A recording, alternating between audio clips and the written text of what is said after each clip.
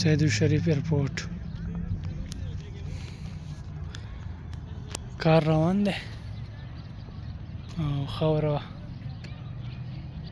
راوړه شوې ده مازدیګری دی څوک واک کوي څوک کرکټ کوي او خلک راوتی دی ټایم پاس کوي